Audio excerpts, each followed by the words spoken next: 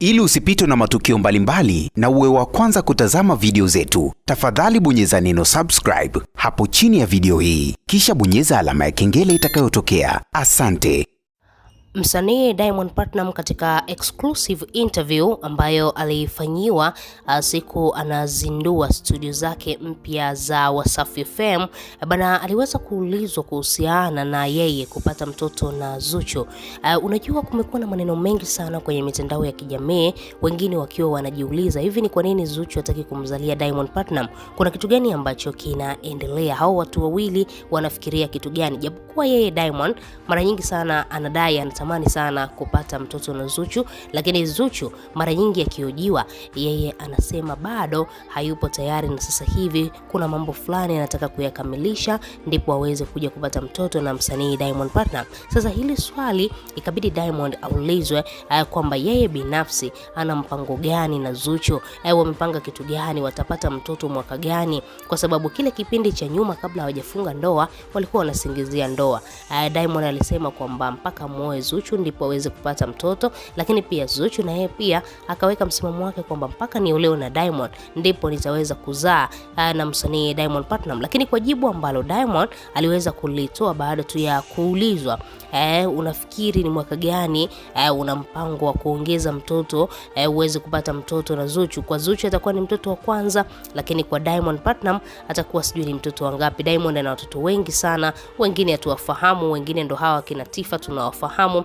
Diamond alijibu hilo swali na kudai kwamba kitu ambacho anakijua Mwenyezi Mungu ndiye ambaye anapanga watoto, lakini kingine alichokisema ni kwamba bado anaendelea kula karanga nyingi ili mradi tu aweze kumpatia ujauzito Zuchu. Baada ya kusema aendelee kula karanga nyingi, ni kama vile maswali yakawa ni mengi sana. Kila mtu akawa anajiuliza kwamba Diamond anavyosema ale karanga nyingi ni kwamba hana uwezo tena wa kumpatia mwanamke mimba, au yeye Zuchu pamoja na Diamond damu zao hazijaendana, kwa sababu kisayansi au namna ambavyo wana science huaga wanasema unaweza ukawa na mtu katika mahusiano lakini damu zenu zisiendane.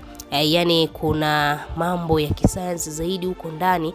Wanasema genetics za huyu na za huyu zisipoendana basi mnaweza msipate watoto. Kwa hiyo mnashauriwa kabla hujaingia kwenye ndoa na mwenzako, mpime magrupu yenu ya damu, mpate ushauri kwa madaktari kwamba msije mkaingia kwenye ndoa alafu ndo kama hivi magrupu yenu hayaendani, ndo kama hivi mnashangaa mnaishi bila kufanikiwa kupata watoto. Lakini katika hili la Diamond na Zuchu limewashangaza watu wengi na kila mtu kujiuliza kwa nini Diamond aseme anakula karanga nyingi ili mradi aweze kumpatia Zuchu ujauzito. Kwa Diamond hatuna mashaka kwa sababu tayari ana watoto, hatuwezi kusema labda Diamond ana tatizo lolote, lakini kwa Zuchu mashabiki zake wameweza comment zimekuwa ni nyingi sana, wengine wakiwa wanadai huenda Zuchu ana tatizo la uzazi, ndio maana mpaka leo hii hajaweza kumbebea mimba Diamond Platnumz. Unaweza kuona umaarufu ni mzuri, lakini umaarufu unakuwa mbaya pale ambapo mashabiki wanatarajia kitu kutoka kwako alafu wewe huwezi kukipata hicho kitu. Mfano mzuri ni kwa Wema Sepetu. Wema Sepetu mdada huyu